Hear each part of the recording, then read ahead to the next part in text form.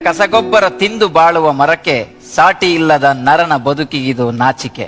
ಇಂದು ಬೆಳೆದಿಹುದು ತಾನೆಂದು ಹೆಮ್ಮರವಾಗಿ, ಬೇರ ನಿಡಿದಿಹ ಮಣ್ಣ ನಂಬಿಹುದು ಸ್ಥಿರವಾಗಿ. ಬಂದ ದಾರಿಯ ಮರೆತ ಮನುಜನೇ ನಿನಗಾಗಿ, ಕೊಡುತ್ತಿಹುದು ಒಂದೊಂದು ಪಾಠವ ಬದುಕಿಗಾಗಿ. ದೂರದಲ್ಲಿರುವ ಮರಕ್ಕೆ ನೀರ ನೆರೆದವರಿಲ್ಲ, ಮೃಷ್ಟಾನ್ನ ಭೋಜನವ ಅದು ಕೇಳಲಿಲ್ಲ.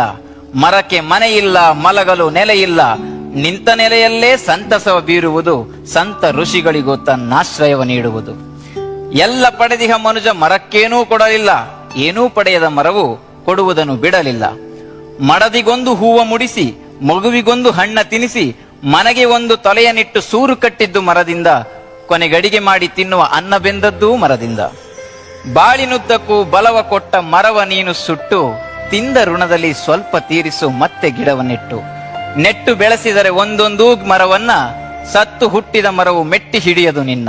ಹಸಿರ ನುಳಿಸದೆ ಮನುಜನುಸಿರು ಉಳಿಯುವುದಿಲ್ಲ, ಮರವ ಬೆಳೆಸದ ಮನುಜನ ಬಾಳಿಗಿದು ಒಳಿತಲ್ಲ.